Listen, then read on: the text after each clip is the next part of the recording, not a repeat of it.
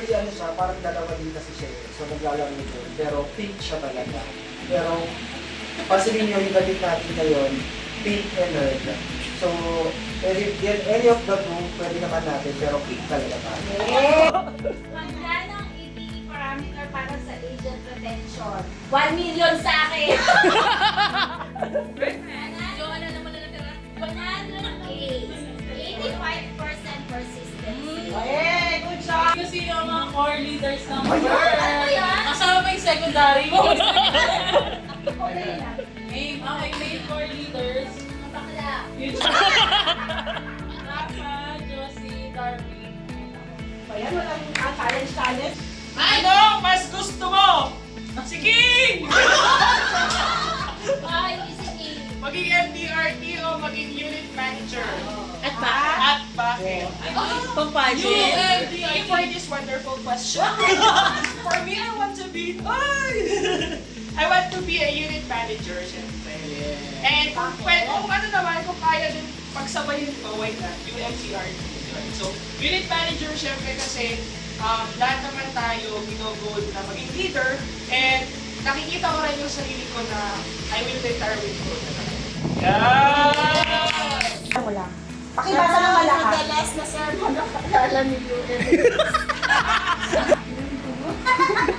Ano ba? Maging atong na lang. Persistent ako. Ayaw ko na. So yun naman ang naalala. And ano tawag dito? Yun, laban lawag sa sumo. Tsaka, anong tawag dito?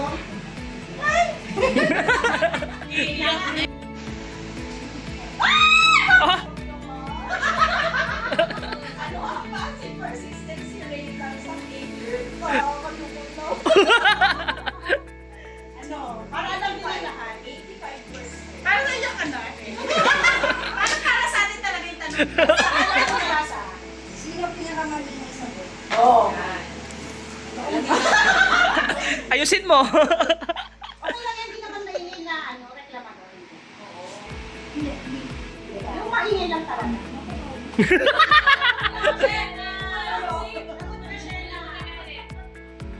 Akin si Darwin. Buti ako makatawa ng malakas. Describe what you want. Ay, Wow! gandaan mo, Miss Universe yan.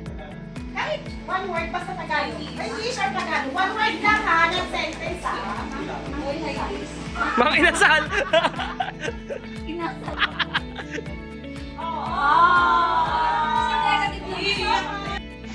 Ano? Para sa'yo din ba? Naisip ko na ba si Puto? Oh my God! Wala talaga akong ano. Paulit daw. Naisip ko na ba si Puto? Ay! Yan na naman siya!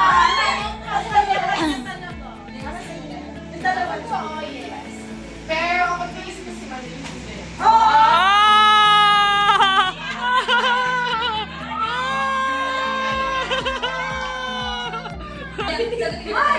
O, parang nagigilty na. Bakit ka na siya?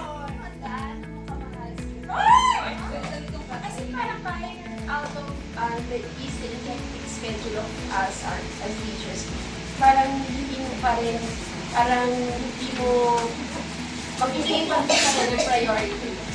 Para kay parang ano pa rin siya, kasama pa rin sa priority. Yes!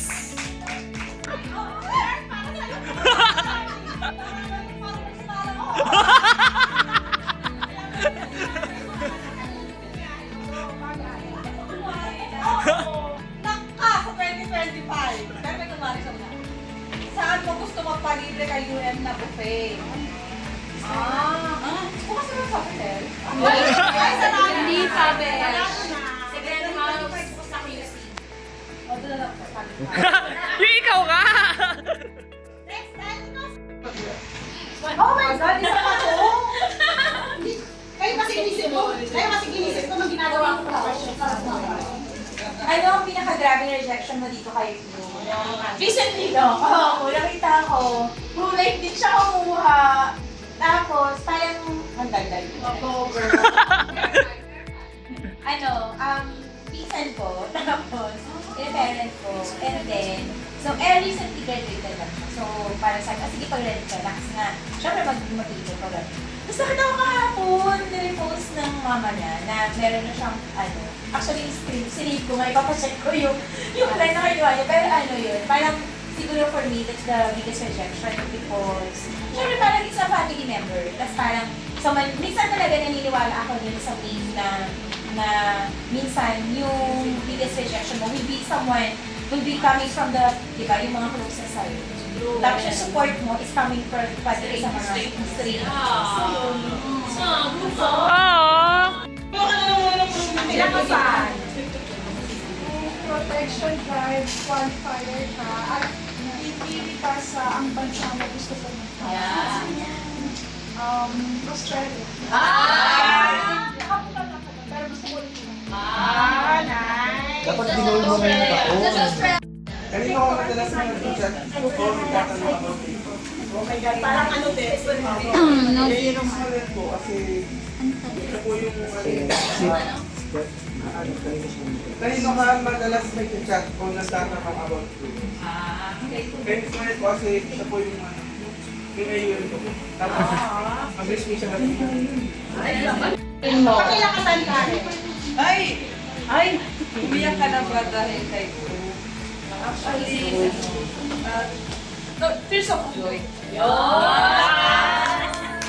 Bakit? Because of you guys. Na-receive ko yung first commission ko.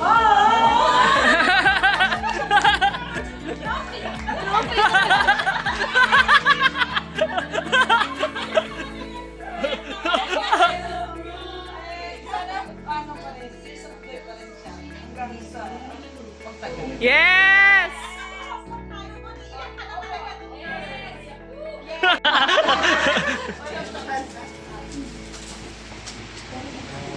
Natatakot na pag mag-recruit sa akin. Totoo po, sa ngayon, hindi ko para sa hindi pa diverse po sa Tama lang naman ang sakit. Dumadami lang po ang Team Jocelyn, kaya ano na tayo. Pakilakasan girl.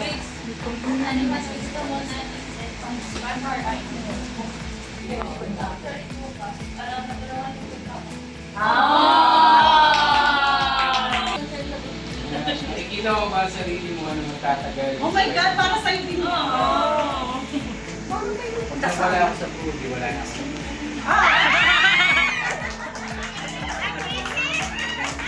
Ano ba yun? Kung isang chan ka. Ayaw ko ating chan. Ayaw ko yan. Kung papipiliin ka sa... Kunyari, ikaw ang UN. Ano mo naman papatupad sa 2025? Kunyari na naman ito, di ba? Lahat nakakrap sa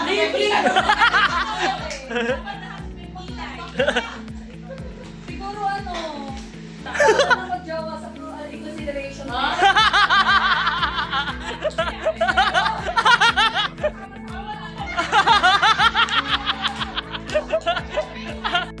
Couple muna. Yes!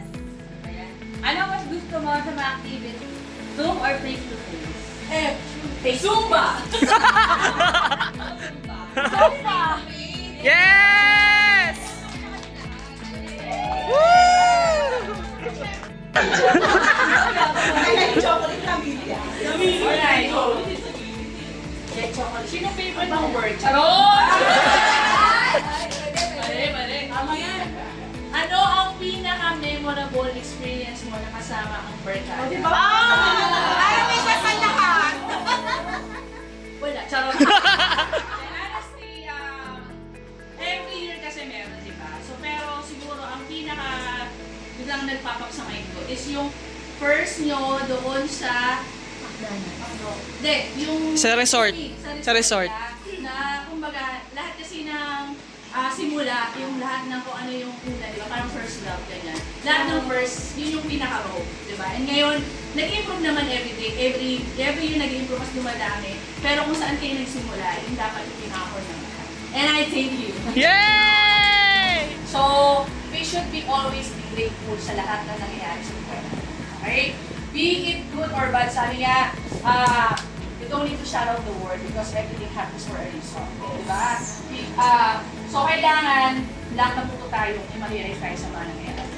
Okay? So gusto ko lang makarelate from work na may ganong sitwasyon or something na we should be grateful for kasi parang looking back, no, ang layo na ng, kung baka sabi, malayo na, pero malayo pa. So yun. Anyone? Hindi na namin kailangan humingi ng sabaw ng pares kasi kaya ko na magbili ng grocery. Sabaw na pares? Di ba remember pag bibili ka ng pares, may sabaw na parang pinakuluan na. Tama ba? Yun ay pinakamulan. And the breadwinner is... So, kung dati, kailangan may okasyon bago ako kumain sa mga restaurant. So, yung anytime, gusto rin ko man makakakain na kami. Sama mo nga kami. So, talagang minsan kailangan may special occasion. Minsan niya kahit birthday wala. Hindi na kami mag-share kasi for kami sister. So, hindi na namin kailangan mag-share ng once a shade of shampoo kasi hindi na kami nakashare ngayon. Nakabata na lang. Guys, ayaw mo nerve yung mga malalaki. Yung mga pasanela. Hindi na kami magtatawag sa lanyard kapag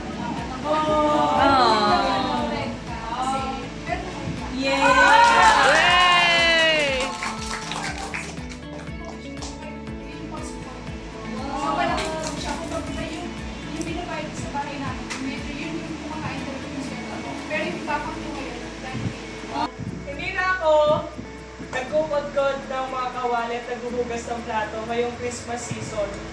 Kasi may mas masaya na ang trabaho ngayon. Kasi dati, yung mga, doon talaga yung kaya na dito sa Brew. Kasi, binigyan tayo ng chance, Lord, na makakita pa ng other opportunities na bibigay sa atin ng magandang future. No? Pero alam niyo, hindi natin na-realize. Kalaban natin yung oras. Ayaw magsalita. So, Ang point ko lang, yung mga magulang natin o yung mga mga natin sa buhay, kaya naman natin mabibigyan kung masyadong limited yung resources natin. So, ayun yung point ko is, habang may chance, gawin natin yung part natin para malibigyan natin yung gusto natin.